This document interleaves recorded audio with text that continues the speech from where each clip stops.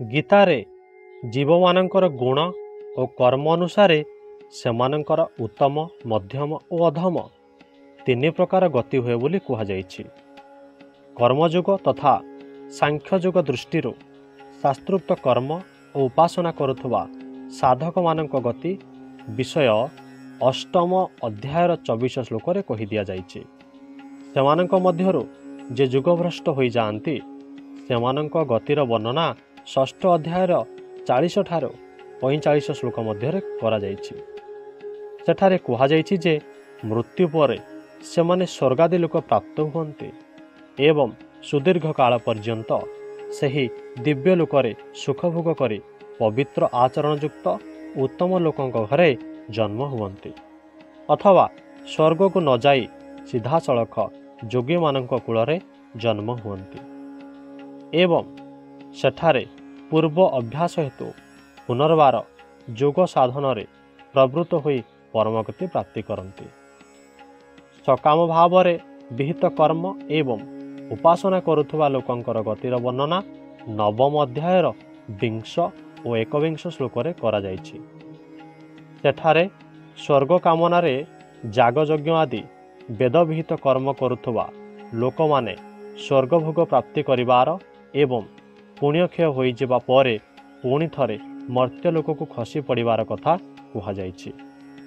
ଏହି ଲୋକେ କେଉଁ ମାର୍ଗରେ ତଥା କିପରି ସ୍ୱର୍ଗକୁ ଯାଆନ୍ତି ତାହାର ପ୍ରକ୍ରିୟା ଅଷ୍ଟମ ଅଧ୍ୟାୟର 25 ଶ୍ଲୋକର ବ୍ୟାଖ୍ୟାରେ କୁହାଯାଇଛି। ଚତୁର୍ଦ୍ଦଶ ଅଧ୍ୟାୟର 14, 15 ଏବଂ 18 ଶ୍ଲୋକରେ ସାମାନ୍ୟ ଭାବରେ ସମସ୍ତ ପୁରୁଷଙ୍କର ଗତି ସଂକ୍ଷେପରେ କୁହାଯାଇଛି। ସତ୍ୱଗୁଣ ବୃଦ୍ଧିରେ ମରୁଥିବା ଲୋକେ ଉତ୍ତମ ଲୋକକୁ ଯାଆନ୍ତି। ରଜୋଗୁଣ ବୃଦ୍ଧିରେ ମରୁଥିବା ଲୋକେ ମନୁଷ୍ୟମାନଙ୍କ ମଧ୍ୟରେ ଉତ୍ପନ୍ନ ହୁଅନ୍ତି ତଥା ତମୋଗୁଣ ବୃଦ୍ଧିରେ ମରୁଥିବା ଲୋକେ ପଶୁପକ୍ଷୀ, କୀଟପତଙ୍ଗ ଏବଂ ବୃକ୍ଷାଦି ଯୋନିରେ ଜନ୍ମ ହୁଅନ୍ତି।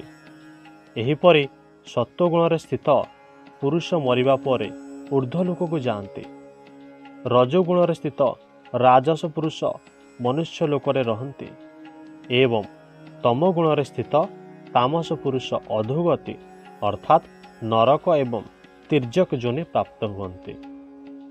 16 ଅଧ୍ୟାୟର 19 ଓ 20 ଶ୍ଲୋକରେ ଆସୁରୀ ପ୍ରକୃତିର ତାମସ ମନୁଷ୍ୟଙ୍କ ସମ୍ବନ୍ଧରେ ଭଗବାନ କହିଛନ୍ତି ଯେ ସେମାନଙ୍କୁ ଭଗବାନ ବାରମ୍ବାର ଆସୁରୀ ଯୋନିରେ ଅର୍ଥାତ୍ କୁକୁର, ଘୁଷୁରୀ ଆଦି ଯୋନିରେ ପକାନ୍ତି ଏବଂ ତାହାପରେ ସେମାନେ ଘୋର ନରକରେ ପଡ଼ନ୍ତି।